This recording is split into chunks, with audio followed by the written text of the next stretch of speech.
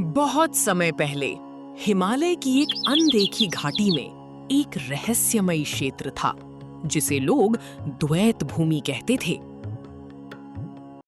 इस द्वैत भूमि में दो गांव बसे थे, सूर्यकुंड और हिमविलास। ये कोई साधारण गांव नहीं थे। इन दोनों के बीच सिर्फ एक ही बात समान थी, दोनों एक ही घाटी में थे, लेकिन बाकी सब कुछ बिल्कुल उल्टा था। सूर्य कुंड में हमेशा प्रचंड सूर्य रहता था। ऐसा सूर्य जो सुबह निकलते ही धरती को जला देने की ताकत रखता था। वहां के पत्थर तक गर्म हो जाते और हवा में जलन घुली रहती। खेत सूख चुके थे, नदियां गायब हो चुकी थीं और लोग हर समय छाया की तलाश में रहते थे।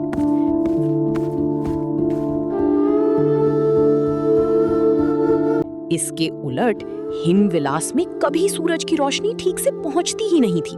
वहां दिन भी रात जैसे लगते थे। आसमान से लगातार बर्फ गिरती रहती थी, घरों की दीवारें जम जाती, पेड़ सफेद मूर्तियों जैसे खड़े रहते और लोग हमेशा कांपते रहते। सबसे अजीब बात यह थी कि दोनों गांवों के बीच मात्र कुछ किलोमीटर की दूरी थी, लेकिन कोई भी व्यक्ति एक गांव से दूसरे गांव में स्थायी रूप से नहीं जा सकता था। जो भी व्यक्ति सूर्यकुंड से हिमविलास जाने की कोशिश करता, वो आधे रास्ते में ही भारी भ्रम में पड़ जाता, जैसे उसकी यादें मिट रही। और जो हिमविलास से सूर्यकुंड आता, उसे लगता कि वो आग में चल रहा है और वो घबराकर वापस भाग जाता। लेकिन इस कहानी की शुरुआत होती है एक लड़के से, आरव। आरव सूर्यकुंड का एक साधारण किसान था, लेकिन वो बाकी लोगों जैसा नहीं था। वो हमेशा सवाल पूछता था। अगर दोनों गांव पास है, तो मौसम इतना अलग क्यों है? लेकिन आरव का मन शांत नहीं रहता था। उधर हिमविलास में एक लड़की थी, अनाया। वो भी जिज्ञासु थी। उसे भी लगता था कि ये सब प्राकृतिक नहीं है। एक दिन दोनों गांवों में एक अजीब घटना हुई। सूर्यकुंड में अचानक सूरज और तेज हो गया और खेतों में दरारें पड़ने लगीं। हिमविलास में बर्फ इतनी तेज गिरने लगी कि घरों के दरवाजे बंद हो गए। अब दोनों गांवों में डर और बढ़ गया। एक रात आरव को सपना आया।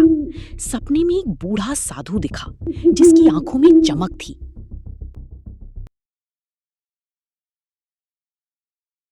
सच जानना है तो विभाजन रेखा पर आओ, जहां दिन और रात टकराते हैं। आरव जब उठा तो वो डर के मारे कांप गया और उसने सोचा, ये मैंने क्या देखा? उसी समय हिमविलास में अनाया को भी वही सपना आया था। अगले दिन दोनों अपने अपने गांवों से चुपचाप निकल पड़े। वे दोनों उस जगह पहुंचे जहां सूर्यकुंड और हिमविलास की सीमा मिलती थी। वहां पहुंचते ही हवा अजीब हो गई। एक तरफ आग जैसी गर्मी थी, दूसरी तरफ बर्फीली ठंड, और ठीक बीच में एक पत्थर का पुराना पुल था। यही वो जगह थी जहां दोनों की मुलाकात हुई। दोनों एक दूसरे को देखकर चौंक गए। दो दुनिया जो हमेशा एक दूसरे से डरती रहीं, आज पहली बार आमने सामने थीं। रुको, आगे मत आना। मैं नहीं जानता तुम कौन हो, या तुम इंसान भी हो या नहीं। हमें बचपन से बताया गया है कि दूसरी तरफ राक्षस रहते हैं, और आज मैं पहली बार उस राक्षस के सामने खड़ा हूं। अजीब है ना, हम दोनों को एक ही कहानी सुनाई गई। हमें भी यही बताया गया कि तुम लोग आग में जीते हो, कि तुम्हारी आंखों में दया नहीं होती, कि तुम हर चीज जला देते हो। लेकिन मैं जो देख रही हूं, वो एक डरा हुआ इंसान है, ठीक मेरी तरह। अचानक धरती कांपने लगी, पत्थरों के बीच से नीली रोशनी निकलने लगी, और तभी एक गहरी आवाज गूंजी। धीरे धीरे सच सामने आने लगा। तभी एक भारी आवाज आई। तुम दोनों ने वो कदम उठाया है जो सदियों में कोई नहीं उठा पाया। डर के पार देखना आसान नहीं होता, क्योंकि डर सिर्फ बाहर नहीं होता, वो इंसान के अंदर बस जाता है। और फिर उसी हवा ने ये परिवर्तन का कारण बताते हुए कहा, ये कहानी है एक ऐसे राजा की जिसके पास सब कुछ था, ताकत, दौलत और प्रजा का प्यार। लेकिन एक चीज उसे कभी हासिल नहीं हो पाई, मृत्यु पर विजय। और इसी जुनून ने उसे उस रास्ते पर ला खड़ा किया जहां से लौटना नामुमकिन था। मेरे पास सब कुछ है, फिर भी मैं कमजोर हूं, क्योंकि एक दिन मुझे मरना होगा। नहीं, मैं मृत्यु को हरा दूंगा। और उसी दिन राजा बेचैन होकर अपने घोड़े के साथ जंगल की ओर निकलता है।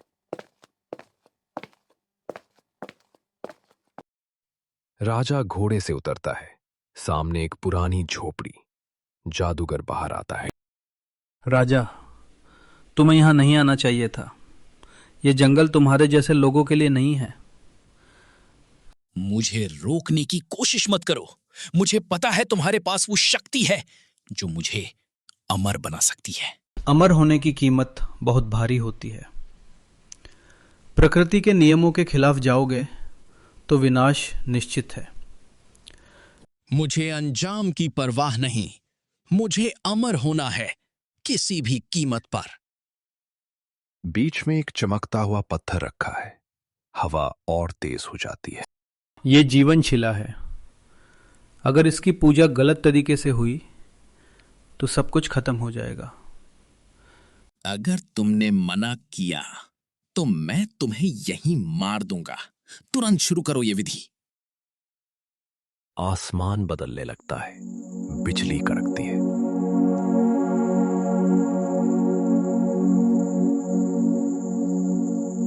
रुक जाओ राजा, ये शक्ति तुम्हारे लिए नहीं है। मैं अमर बनकर रहूंगा। अचानक पत्थर जोर से कांपता है और एक तेज आवाज के साथ टूट जाता है। और राजा चीखता है और जमीन पर गिरकर मर जाता है। एक हिस्सा जमीन पर गिरते ही वहां बर्फ गिरनी शुरू हो जाती है। ठंडी सफेद आंधी। दूसरा हिस्सा गिरते ही वहां तेज धूप और आग जैसी गर्मी फैल जाती है। अब सच जान चुके हो, लेकिन संतुलन अभी भी टूटा हुआ है। प्रकृति के देवता ने तुम दोनों को चुना है, क्योंकि तुम दोनों के दिल में डर से ज्यादा सच्चाई है।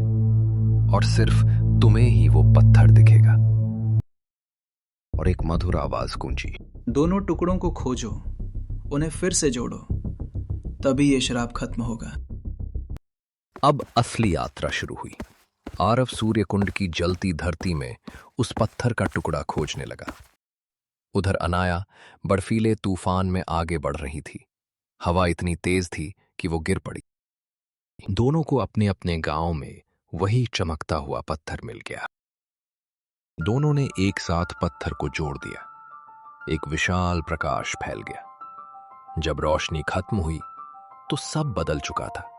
न आग थी न तूफान, सिर्फ शांति, हरी घास, हल्की धूप, ठंडी हवा।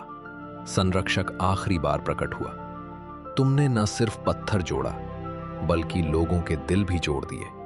और फिर वही अंतिम सच सामने आया। सूर्यकुंड और हिमविलास कभी अलग थे ही नहीं। अब वहां एक नया गांव था, संतुलन ग्राम।